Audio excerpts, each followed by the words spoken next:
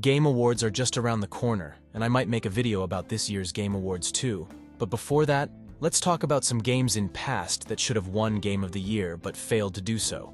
And these games are not like my personal opinion. Yeah, I like these games. But the reason is not that I like them, but that they are critically genius games. So let's start. Number 1, GTA 5. Yeah, we are going to start with a very bold move. GTA 5 was released by Rockstar Games, and another game was released that year, The Last of Us. And these two games were originally released on PlayStation 3, but you can tell that these are games ahead of their time. And eventually, The Last of Us won almost all the major Game of the Year awards, and GTA 5 not quite so.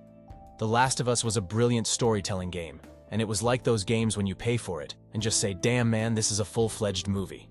This is cinema. And yeah, I get it. GTA 5 is not the perfect storyline game you can expect, but besides that, it is just fabulous. The timing game Rockstar created back then was still wholesome. Today, people still play GTA 5 like it's evergreen. The amount of detail GTA 5 has is just mind-blowing. You can literally point out minute details in it, and still it will hold up. And I have never played an open-world game like GTA 5 to this day. There are other open-world games, but not like GTA 5. The intense freedom and the mechanics, everything. You know, the entire ecosystem of GTA 5 is just perfect. Like everything is made for each other. And there are not very many things that you can say like, hey, that just fucked about the game. There are some things that you can say, like that it could have been better, but overall, this game should have won Game of the Year. Next, Red Dead Redemption 2. Now there are no words for this game, because this is a masterpiece. You can't even say that, hey, this story is bad, because this story is one of the best you will ever play. Yes, if you have played it, you can understand what I'm saying. This game was released in 2018, and it competed with two fabulous games. First, God of War, which actually went on to win Game of the Year, and Spider-Man. It was a tough battle, and RDR2 lost. Now, part of the discussion is not to degrade any game. All three games are fabulous, and I'm not trying to defame God of War, but it's about choosing the better one. And a lot of people will argue that Red Dead Redemption 2 was a better game. None of the games were fresh ones, all three games were kind of sequels. Spider-Man was a reboot, but there shouldn't be any new product. The reason I think RDR2 should have won is the depth and storyline of the game. God of War had a good narrative, but RDR2 had a masterpiece-level narrative. Arthur Morgan's entire journey could have been a film. Then it would have won, of course. I might sound like a fanboy, but it's the truth. The depth Rockstar Games put into it took a lot of time. It's highly convincing. So if you want narrative and adventure games, then let's talk about narrative and adventure games, and a game everyone must have at least heard of if not played. I'm talking about Uncharted 4, a PlayStation 4 exclusive lost to Overwatch back in 2016 for Game of the Year awards. When you play Overwatch, you don't even think, yeah, this is Game of the Year material. You think, yeah, it's another shooting game, but it did win Game of the Year across a lot of platforms, snubbing Uncharted 4. But I'm still not mad, but think that Uncharted 4 should have taken this home. There have been 4 Uncharted games, if you don't count Lost Legacy, and none of them won any major Game of the Year award. Uncharted 1 got almost no nominations, but 2 and 3 were contenders. People wanted them to win Game of the Year, but they got snubbed. And then finally in 2016, Uncharted 4 got snubbed too. It's very hard to make a game like Uncharted where you combine story and adventure in that mixture. Parkour could have been better in Uncharted 4, but it was better than any other game in that genre. When you play it, you just want to play it again and again.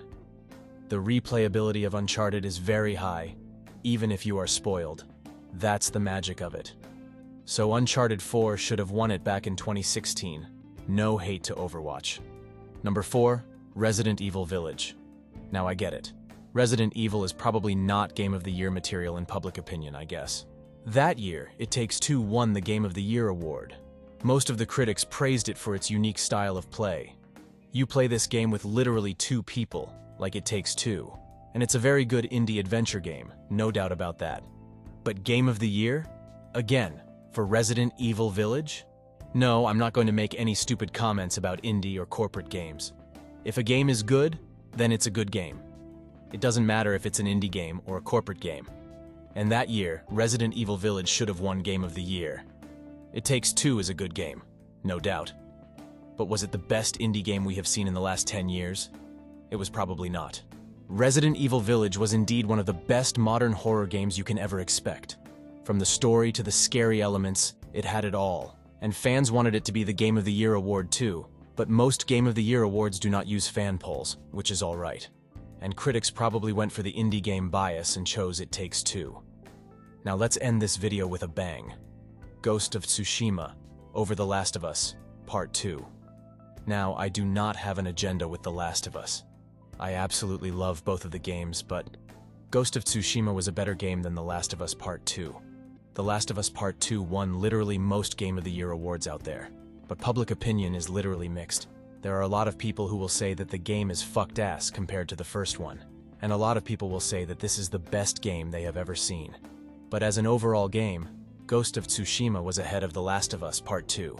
The narrative, the storyline, the build-up, the music, they all perfectly crushed it. Japanese culture is so diverse. If you are an art creator, you're most probably going to end up in Japanese culture for some inspiration. And the way they portray the entire concept of samurai and all the feelings that the game wanted to show you, you perfectly get that. And that's the biggest achievement any game could hope for. And Ghost of Tsushima should have won the Game of the Year award too. The most probable reason they did not win was probably because a year earlier, Sekiro Die Twice won the award. And they probably did not want the back-to-back games like Fame games. They are not Fame games, but for the general public, they might look familiar. Games about samurai, Japanese, etc. So they probably thought, let's diversify a bit. And when we talk about diversity, oh boy, we gotta talk about Laughter Part 2. So these are the 5 games that I believe should have won over the actual Game of the Year. And again, I don't want to hate any game, but you have to choose the better, and these are just my opinions. But you can always comment down on which game you think should have won Game of the Year over the actual winner. And for this year's Game of the Year, we have a lot of great games.